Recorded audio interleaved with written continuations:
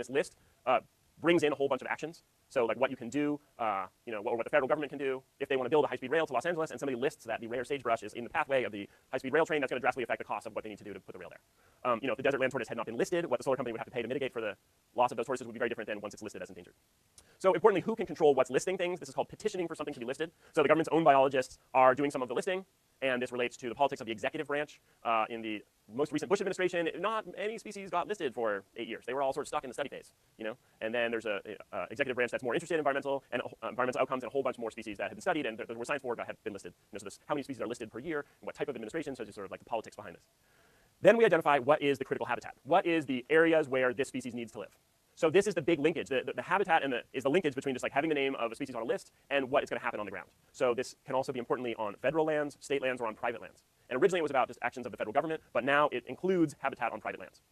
So finally, and this has been added more recently, is that there needs to be a recovery plan. There needs to be a plan for what it would take to get the species off of the list. And that's some sort of management actions, like what are we doing in this area, or what are we doing in this part of our federal reserves, how we're going to measure this, how we're going to measure success, or how we're going to measure that the population is now healthy enough to not list it, and importantly for us, some estimate of the costs of enacting this recovery plan. So these habitat conservation plans are a big issue. As I sort of motivated in the case of the tortoise and the concentrating solar project, you allow development, but you allow the developer to put together a habitat conservation plan. They can do this thing where it's called taking. So taking, the word as I motivated with the tortoises, means killing.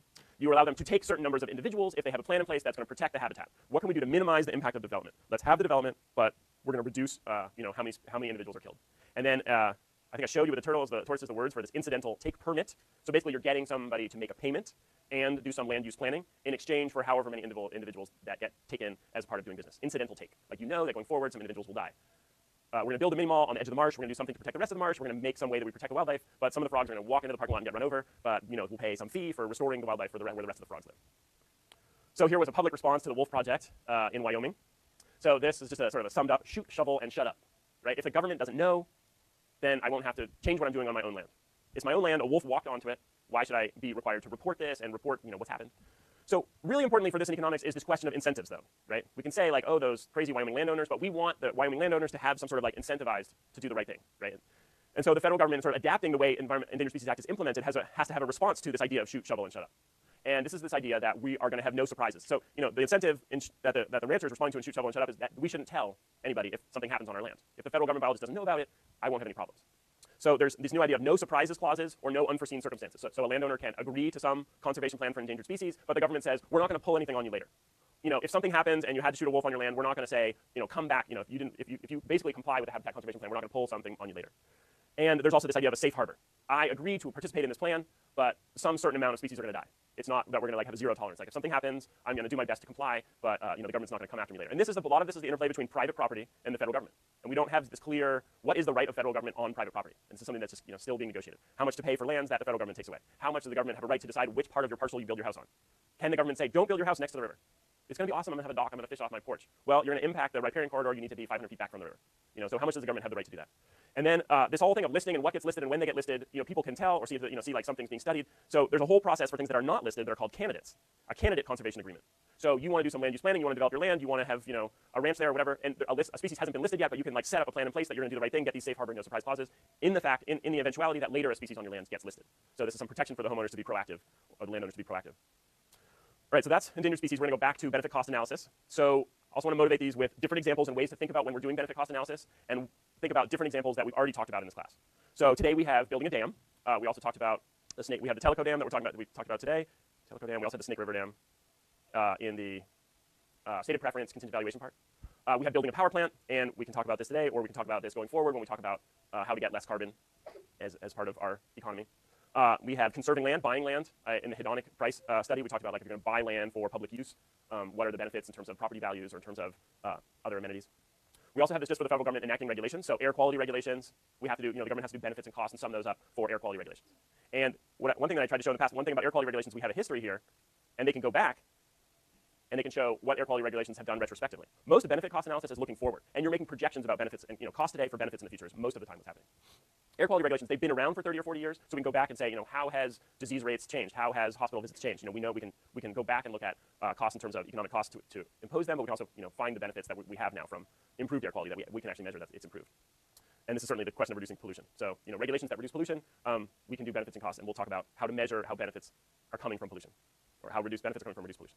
So we need to estimate the benefits. And this is a big bread and butter of what we're doing as environmental economists. We need to include all of the possible benefits. And this is a range where, there's market benefits and there's non-market, right? So, and our expansion of what the non-market benefits are is a lot of the things we saw in, the stated preference part. So we have market-based estimates. We have prices and quantities. We want a power plant. We have how much electricity is going to be delivered at what price, at what reliability. We have a consumer surplus measure for how much at that price and quantity is going to give us a welfare measure. And then we have non-market, non-price-based. And this is important when we're preserving land, recreational opportunities, habitat, other environmental amenities. So we talked about environmental economists have expanded this frontier and do this kind of work in non-market valuation of benefits. Contingent valuation, choice models, different ways that environmental economists will get hired to come up with these benefits. And really importantly, to do it right, is to have the change in benefits. So you have a base case without a regulation, you have the base case without preserving additional land, and then how much more benefits are you going to get? That's what you should be estimating. How much would this project actually create more benefits? Or how much would letting the project go through reduce benefits? If we build a power plant here, how much is going to be reduced benefits in this environment? If we improve this regulation, how much is the ASMA rate going to drop from this rate to another rate, to a base case rate? So I already talked about this a little bit. We have the revealed preference. I talked about this with hedonic price for land. So we can look at land values and how much being near an open space, being near environmental amenities can affect land values. And then we have stated preference. How much would it be worth it to you to hike in this wilderness that's more pristine with, how much would it be worth it for you to keep this area of Prince William Sound in Alaska pristine from oil spills? You live in Ohio, you never go to Prince William Sound, but still you can give me an estimate of how much you feel like seeing this pristine sound with its sea otters and birds and all of the species that live there. And then we have a whole bunch of measuring health benefits, right? How many mortality, how many less people will die if we improve air quality? How many more years of life will we get? How many less hospital visits will we get? If we clean up the air, it's going to be like, in Los Angeles, there will be hundreds of thousands of less hospital visits. There will be way less people missing work, missing school, and we put some value on those people's time. A crazy thing that has happened throughout all this is now we have a value for a statistical life. It's around $6 million. That's how much one American is worth. This seems really twisted, but it's backed out from other studies about regulations. So the EPA has whole documents you can look at about this. How much is a statistical life worth? So there's also the value of a statistical day of illness, and there's a value for a statistical visit last night, a statistical visit to the hospital. So they have backed out this value for human life from people actually making choices. So this hedonic, like what would you do, where is the price embedded in other decisions that you make? People can choose which kind of jobs and how much they need to get remunerated based on how dangerous the jobs are. Seems crazy, but they can go into wage rates and see like jobs that people are willing to do where their risk of dying at that job are higher. Can we get a value of your risk of dying on your job and your wage rate, back them out from each other? How much more do you have to pay somebody to be in a riskier job? And then we have a whole bunch of things on stated preference, people's willingness to pay for something to get safer. And then we have a whole bunch of different regulations that are put in. We put airbags in cars. It costs this much. It saved this many lives, right? That implies something about the value of lives that we've all put in. Like we're paying this more in each car. We're having this much reduction on death, so we can back out a value of life. This is too impenetrably dense, but if you go into the EPA review on the value of statistical life, they have hundreds and hundreds of studies that they're going through all over the world. These are the sample sizes of the studies, 300, 400, 500, 600,000, big studies. And if you aggregate those, it's thousands of thousands, right? And then they can get somebody looking at the reduced risk from some behavior, some decision, some choice, and back out from that, a cost embedded in that, what's the willingness to pay for reducing, a risk. So the EPA it seems crazy, but the EPA has to do this, and they're providing guidance for anybody else who's doing these benefit cost and environmental impact statements. And so they're producing this output of what the value of statistical life is from embedded costs and embedded risks in all sorts of other things that people are doing. So I've already tried to talk about this a little bit, this idea that there's a damage function. This is where there was a flow chart, with different bubbles. In the textbook, it's about, Salinas Valley groundwater. But, we have, pollution happening up here, and we have human health down here.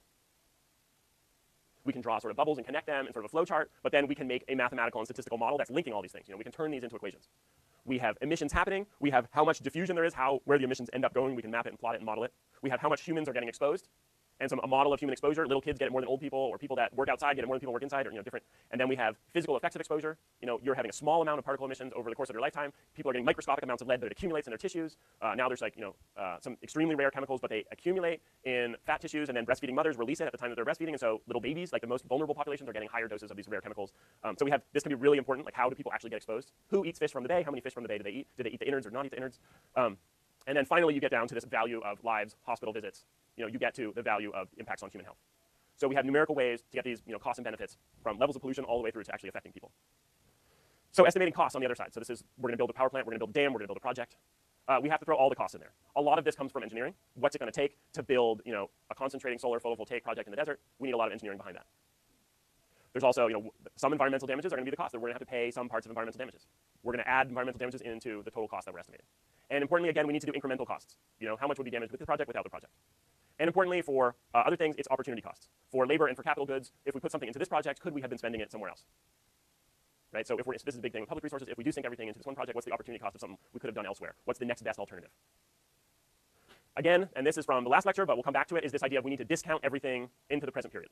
The benefits usually, in most cases, the benefits that we're going to get, the benefit stream is in the future.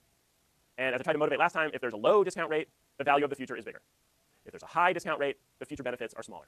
And so what discount rate we're using, we have a stream of benefits in the future when we try and bring that into the present day, and interest rate that we use is going to completely drive what those values are. So if there's somebody in favor of the project and somebody against the project, they're going to argue a whole bunch about which rate to use.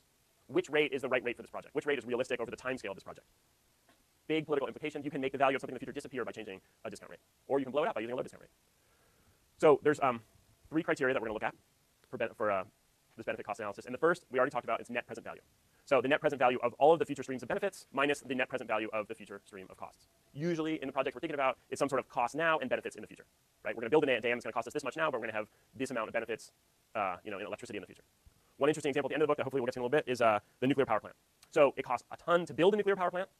Then it's basically running, and you just have sort of a cost to keep it running for a while. But then in 40 years, you have to close down the nuclear power plant, and you have to pay a ton of money to close it down later.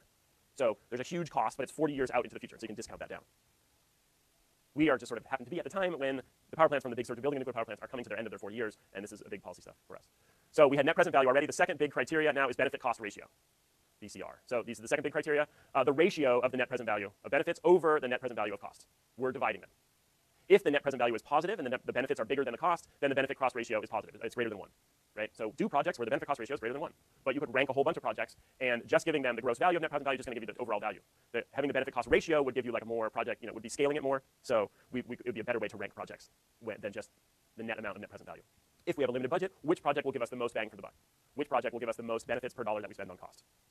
If we have $100 million to spend on land preservation, let's rank the different possibilities for land preservation and which one will give us the most environmental benefits for the $100 million budget that we have. So in the book example, just as a small numerical example where we can compare the net present value to the benefit cost ratio. Some hypothetical project where we could build a smaller, low-cost levee, just be earthen and bulldozers, or dams where we would have to get concrete and steel involved. So the basic example here is the net present value is bigger for the dam. The total amount of value that's created is higher overall, $15 million versus $10 million. But the levee dollar for dollar is a better deal. The benefit cost ratio is 2. It's higher than the benefit cost ratio for the dam. So if we have a shortage of resources, the levee is a better deal because the rest of the money that we don't spend, this $10 million that's left could be allocated to some other better activity. Finally, there's a third criteria. So we have net present value, benefit cost ratio, and the third criteria is internal rate of return, IRR. And I started to motivate this, and there's some of me talking about it in the last lecture. This is where we set the net present value equal to 0. So that's basically setting benefits equal to costs, but varying the rate of return. So we're discounting things, right? And then there's a discounting term. And what discounting term, what R, will get benefit cost ratio equal to 0? So this is to solve for R. So this is something, internal rate of return is not environmental economics only. This would be all throughout business. This would be a way that all projects could look at different ways to make investments, different ways to allocate their spreadsheet between capital and labor and setting up a new factory. And the first is they want this internal rate of return of a new project to be greater than some baseline R, this hurdle rate. So that's sort of a background amount that you can invest. So if the firm has to borrow funds, you want the internal rate of return of a new project to be higher than the cost to that firm of borrowing that money. Or you could say there are other activities they could be doing to make money, so it's opportunity cost of having invested cash that they might have in another place. So the firms will make sure that the internal rate of return is greater than a baseline rate. As I said already, you set the net present value equal to 0 and solve for the internal rate of return. So this is where we had R in the normal formula. We're discounting the future stream of benefits versus cost now. This would be a simple case where costs are just now and all benefits are in the future. So we would have this discounting term and we could solve for the IRR. And we could compare that internal rate of return to how much is, what's the cost of capital? What's the opportunity cost that capital could be doing elsewhere? There's a graph in the book that looks at 2 possible projects, and here's the net present value. This is the NPV here. If we set the NPV equal to 0, and we have these 2 projects ranked in terms of the different R, the different interest rates embedded in them, if the net present value is 0, the internal rate of return, this is project B down here, it's switched,